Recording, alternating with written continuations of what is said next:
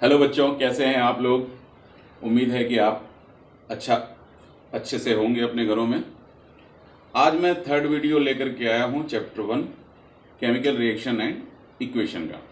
और ये वीडियो जो है हम लोग एक नेचुरल एटमॉस्फेयर में शूट कर रहे हैं आउटसाइड, तो आप प्रकृति का भी आनंद ले सकेंगे। इस वीडियो में हम जानेंगे कि केमिकल रिएक्शंस कितने टाइप्स के होते हैं। टाइप्स ऑफ केमिकल रिएक्शन मैंने यहां बोर्ड पे लिखा हुआ है। The chemical reaction types of chemical reaction the chemical reaction are of 4 types.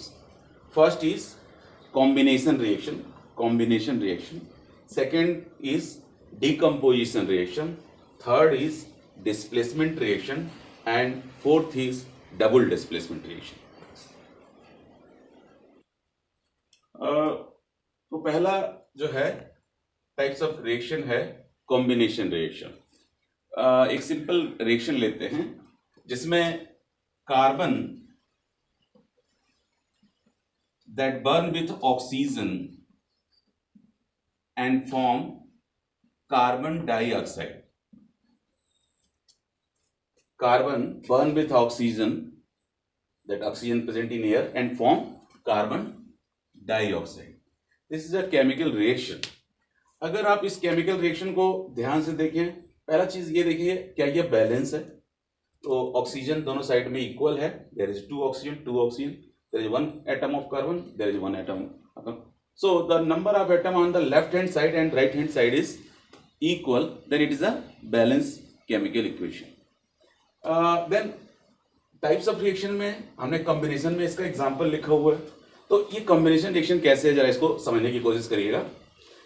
यहाँ पे जो लेफ्ट हैंड साइड में लिखा हुआ है, ये पिछले वीडियो में मैंने बताया था कि जो लेफ्ट हैंड साइड में लिखा जाए वो है reactants. These are two reactants, carbon and oxygen. और राइट हैंड साइड में जो लिखा जाए वो है प्रोडक्ट। प्रोडक्ट्स भी हो सकता है, दो प्रोडक्ट्स होते तो प्लस साइन के साथ लिखा जाता। तो यहां पे रिएक्टेंट लिखा हुआ है, दो रिएक्टेंट्स हैं, पहला है कार्बन, दूसरा है ऑक्सीजन, डाइऑक्सीजन। तो आप अगर इस रिएक्शन को बहुत केयरफुली देखें तो कार्बन और ऑक्सीजन कंबाइन हो रहे हैं, यानी दो रिएक्टेंट कंबाइन होकर रहे हैं और एक प्रोडक्ट फॉर्म हो रहा है।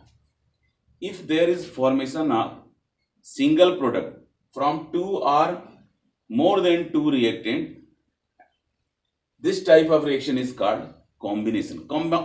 आप शाब्दिक कर लीजिए, कंबाइन हो रहे हैं, यानी दो या दो से अधिक रिएक्टेंट सिंगल प्रोडक्ट में चेंज हो रहे हैं। सिंगल प्रोडक्ट मतलब टाइप्स ऑफ प्रोडक्ट की बात कर रहे हैं। यहाँ 2CO2 अगर होता, सपोज कर लीजिए यहाँ पे 2C है, 2O2 होता और 2CO2 फॉर्म होता, तो इसका मतलब ये दो प्रोडक्ट नहीं हो गए। दो प्रोडक्ट का मतलब है types of, different types of product. This is single product. So the definition is very simple. What is combination reaction? Two or more than two reactants combine or react together and form a single product. This type of reaction is called combination reaction. Let's see some more example.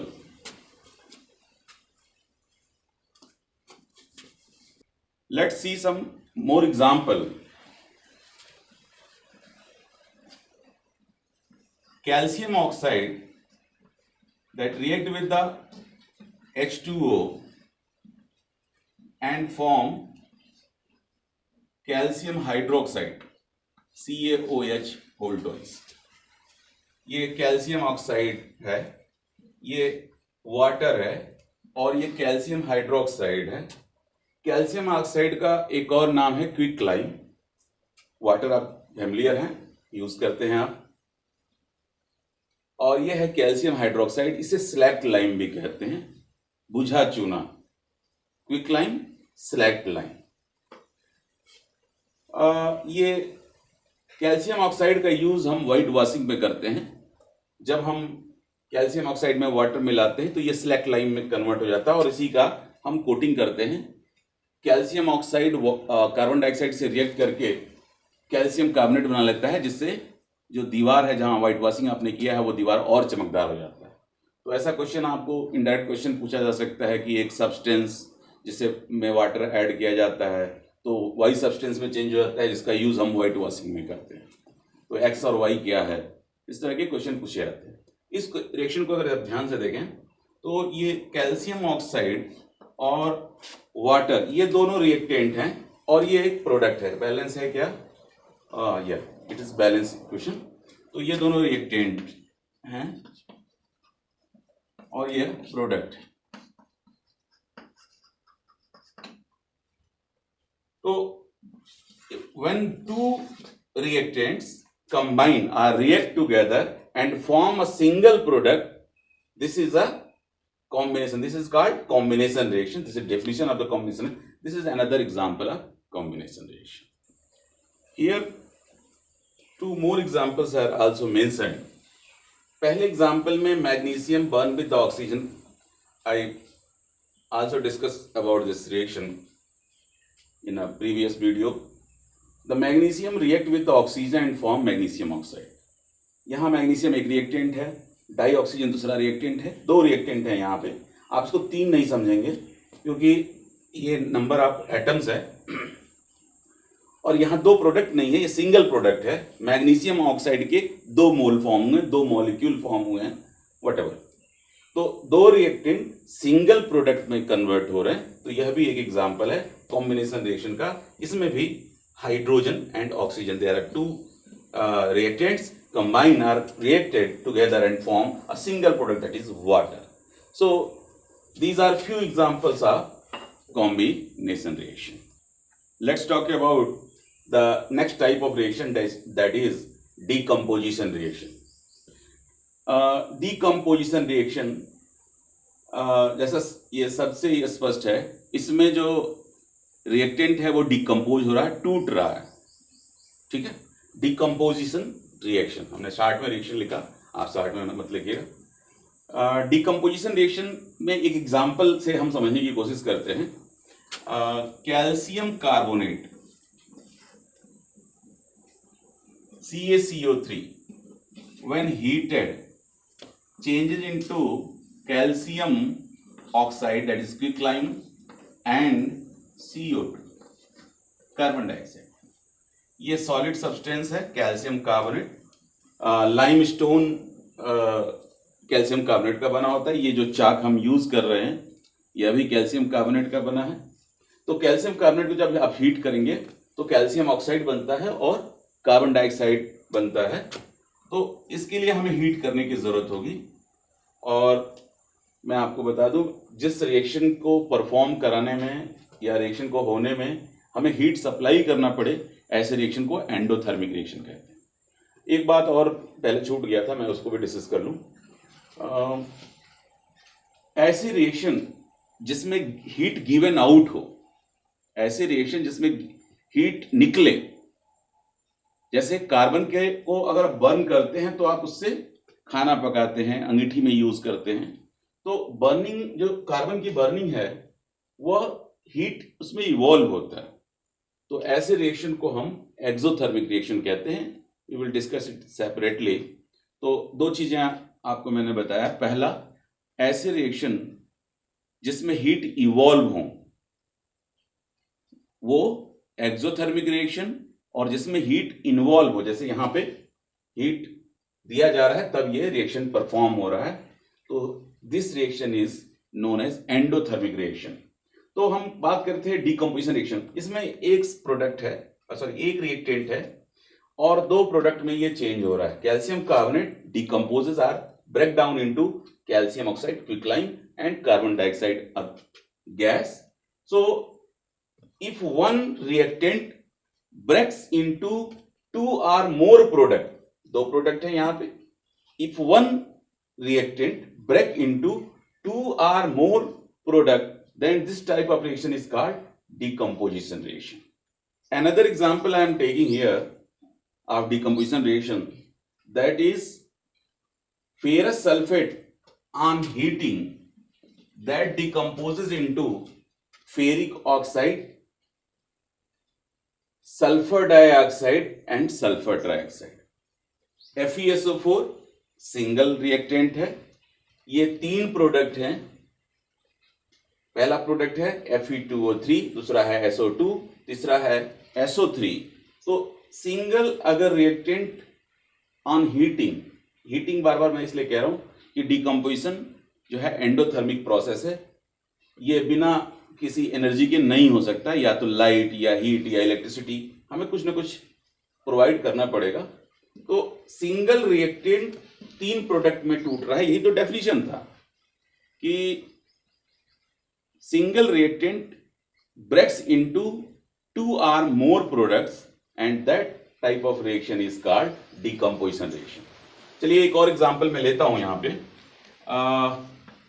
H2O gives H2 plus O2, 2H2 plus O2, और ये decomposition होगा if you are providing electricity, जैसे DC current.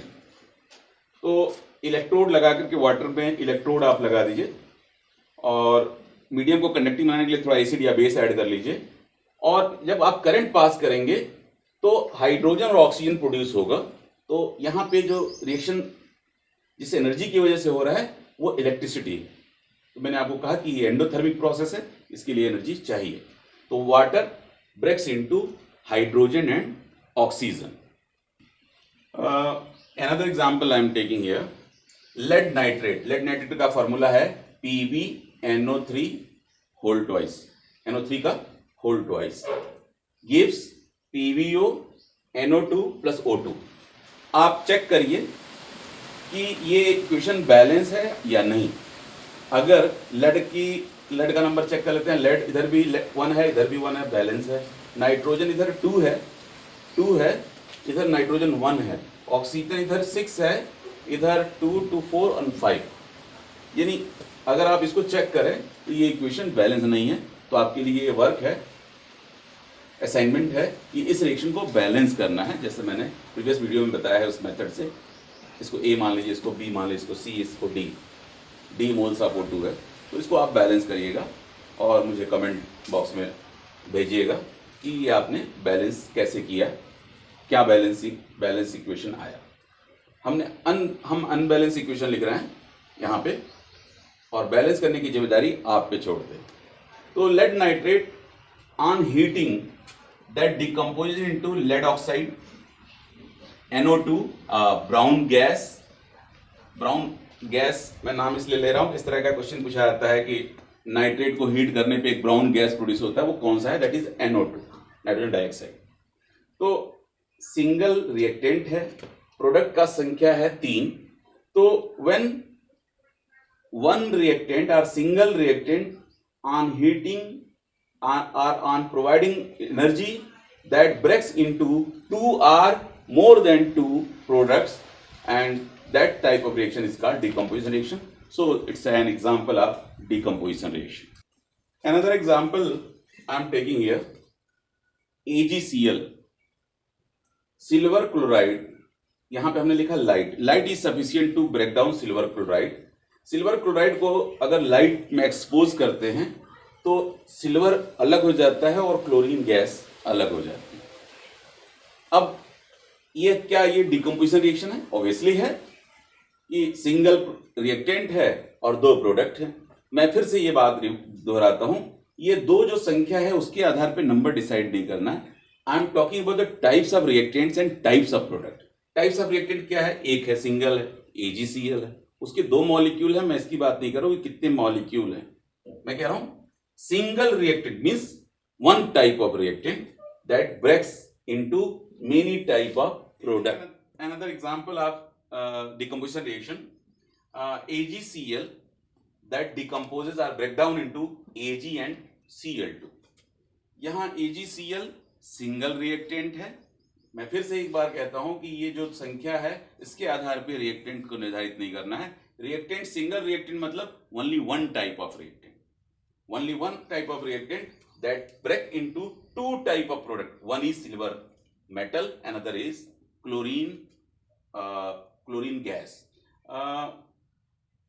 Another example I am taking here, I am giving question to you. AgBr, मैं यहां लिख रहा हूं H nu. H nu light को हम रिप्रेजेंट करते हैं. लाइट के एक पार्टिकल का ये एनर्जी है और लाइट के एक पार्टिकल को हम फोटॉन कहते हैं. तो AgBr H न्यू के प्रेजेंस में किस में ब्रेक होगा और ये किस तरह का रिएक्शन है, ये आपको क्वेश्चन के रूप में हम दे रहे हैं. मैं आपको हिंट भी देता हूं कि AgBr decomposes into Ag and Br2, और इसका यूज हम पहले फोटोग्राफी में करते थे. फोटोग्राफिक प्लेट पे AgBr की कोटिंग होती थी. यहाँ पे कोटिंग जो होता था वो AgBr का होता था, और इस AgBr के जिस पोर्शन पे लाइट पड़ता था वो जो रिएक्शन आप यहाँ लिखेंगे वो रिएक्शन वहां हो जाता था, और जिस भाग पे लाइट नहीं पड़ता था वहां AgBr मौजूद रहता था, वहां रिएक्शन नहीं होता था. So this is all about decomposition reaction. Now I am taking displacement reaction. इसको भी हम जानेंगे कि ये इसका डेफिनेशन क्या होगा. एग्जाम्पल से समझने की कोशिश करेंगे. हमने एक एग्जाम्पल यहाँ लिखा है, zinc plus H2SO4 gives zinc sulphate and hydrogen gas. Hydrogen gas के लिए साइन हम ऐसे दिखाते हैं या ब्रैकेट में स्मॉल g लिखते हैं. हमने ये एरो अपवर्ड एरो लिखा है, इसका मतलब है हाइड्रोजन गैस फॉर्म हुआ. तो जिंक और H2SO4 की रिएक्शन, H2SO4 एक एसिड है. मेटल से जब रिएक्शन होता है, अगले जो चैप्टर में आप पढ़ेंगे मेटल का एसिड से और बेसिस से क्या रिएक्शन होता है, उसमें भी ये बात आएगी. खैर, हम थोड़ा सा एक्टिविटी सीरीज की बात पहले ही कर लेते हैं. ये एक्टिविटी सीरीज का कुछ हिस्सा हमने लिखा है. ये potassium, sodium, calcium, magnesium, aluminium, zinc, iron, lead और हाइड्रोजन, ये जितने मेटल हमने यहाँ पे लिखे हैं जो हाइड्रोजन से जिनका पोजीशन ऊपर है, वह मिनरल एसिड से हाइड्रोजन को डिस्प्लेस कर देंगे. अब बात ये आता है ये सीरीज को हम कैसे याद रखेंगे. तो बड़ा सिंपल है, ऐसे ट्रिक बना करके, केदार नाथ का माली आलू जरा फीके पकाता है. केदार नाथ, केदार पोटेशियम, नाथ सोडियम, का Ca को हम ले रहे हैं, मैग्नीशियम माली, आलू एल्यूमिनियम, जरा जिंक हम ले रहे हैं, फीके आयरन, पकाता Pb लेड, और नीचे हमने है लिखा है वो हाइड्रोजन के लिए है. तो केदारनाथ का माली आलू जरा फीके पकाता है. ये हाइड्रोजन से ऊपर जितने ये मेटल हैं वो सभी मिनरल एसिड से रिएक्ट करके हाइड्रोजन जनरेट करेंगे, डिस्प्लेस करेंगे, हाइड्रोजन फॉर्म करेंगे. तो अब मिनरल एसिड क्या होता है? सारे इनऑर्गेनिक एसिड को हम मिनरल एसिड कहते हैं. जैसे H2SO4 एक मिनरल एसिड है, HCl एक मिनरल एसिड है, HNO3 एक मिनरल एसिड है. तो जितने इनऑर्गेनिक एसिड हैं अभी आप ये जान लें कि ये मिनरल एसिड कहलाते हैं. तो अगर HCl का जिंक से रिएक्शन होगा तो क्या होगा? मेटल साल्ट बनेगा, ZnCl2 और हाइड्रोजन गैस बनेगा. बड़ा सिंपल इक्वेशन है. नाइट्रिक एसिड का रिएक्शन मेटल के साथ थोड़ा अलग तरह का होता है. इसमें NO2 फॉर्म होता है और हाइड्रोजन गैस की जगह वाटर फॉर्म हो जाता है. ये हम नेक्स्ट चैप्टर में डिस्कस करेंगे. Another example of displacement reaction I am taking. इससे पहले हमने जो डिस्प्लेसमेंट रिएक्शन लिखा था वो ये था, zinc plus H2SO4 sulfuric acid, dilute sulfuric acid suppose we are taking, because with the concentrated sulfuric acid the reaction is more vigorous. Formation of zinc sulfate and hydrogen gas. तो अपने ये reaction लिखा था, इसमें क्या displace हुआ था? आप इस रिएक्शन को जरा ध्यान से देखें. तो जिंक पहले स्वतंत्र है, अकेला है, खुश है. हाइड्रोजन जो है बंधन से बंधा हुआ है. किसके साथ बंधा हुआ है? सल्फेट के साथ.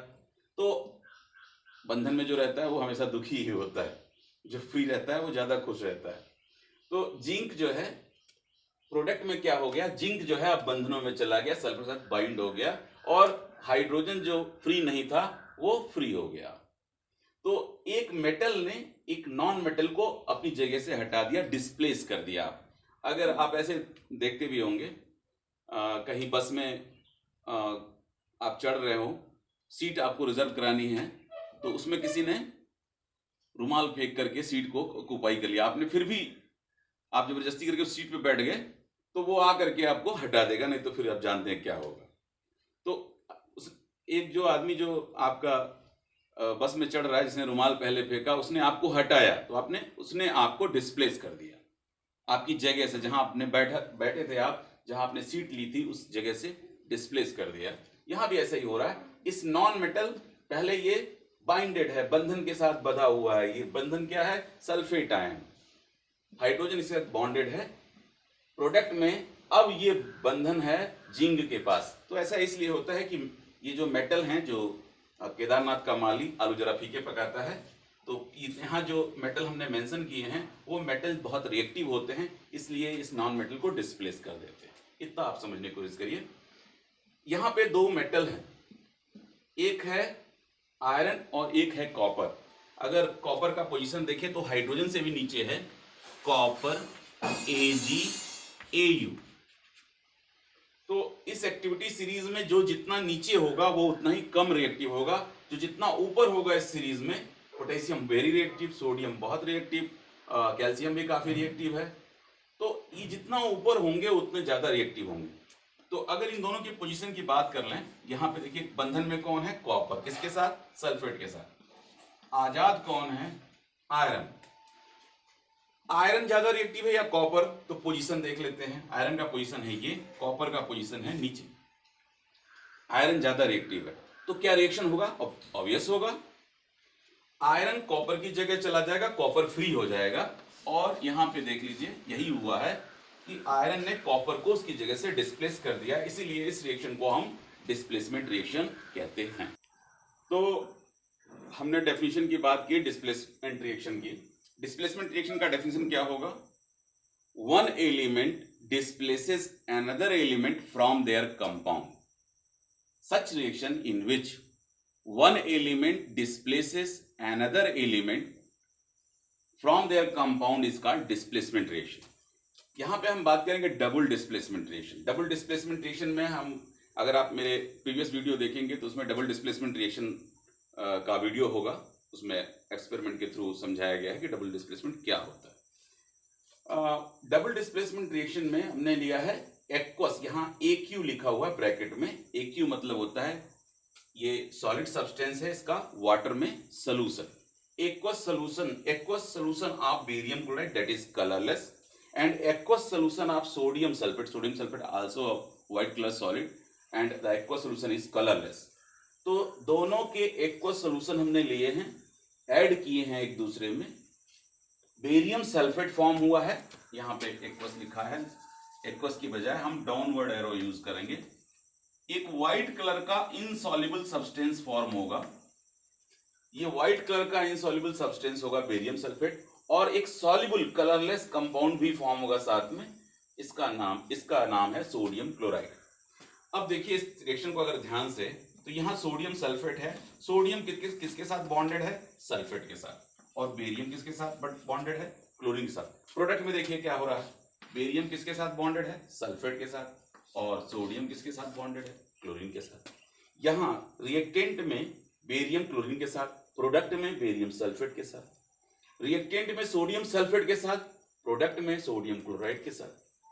तो अगर ऐसे रिएक्शन जिनमें रिएक्टेंट में आयन का एक्सचेंज पाया जाए, ये बेरियम आयन है, यहाँ पे कैसे आयन है? बेरियम प्लस प्लस आयन है और क्लोराइड माइनस आयन है यहाँ पे। तो बेरियम आयन और सोडियम आयन अपनी जगह बदल ले रहे हैं, and sulphate ion, barium ion and sodium ion that exchange there places. तो इसका डेफिनेशन होगा, there is exchange of ion between the reactant found in any reaction that is called double displacement reaction. Exchange of ions between the reactants if occur in any reaction that is called double displacement reaction. तो इस class में आपने जाना कि chemical reaction कितने types के होते हैं, मेनली 4 टाइप्स के। Displacement reaction, sorry combination reaction, decomposition reaction, displacement reaction और डबल डिस्प्लेसमेंट रिएक्शन। आपके लिए होमवर्क है कि इन 2 रिएक्शन को बैलेंस करिए। क्या है reaction? Lead nitrate when react with the potassium iodide form lead iodide and potassium nitrate, and second reaction is calcium carbonate react with water and carbon dioxide and form calcium hydrogen carbonate या calcium bicarbonate। ये reaction को, दोनों reaction को आपको balance करना है और आपको लिखना है कमेंट बॉक्स में ये किस तरह के रिएक्शन है, यानी ये जो टाइप 4 टाइप में से कौन से टाइप के रिएक्शन हैं। Thank you. एक दो टॉपिक और छोटे से रह गए हैं, जैसे ऑक्सीडेशन क्या होता है और एसिडिटी क्या होती है, कोरोजन के बारे में थोड़ा बात करेंगे हम। तो बच्चों, एक वीडियो जो हम बनाते हैं उसका दायरा बहुत सीमित होता है, लेकिन कोशिश ये किया जाता है कि आपको जो कॉन्सेप्ट्स है वो समझ में आए।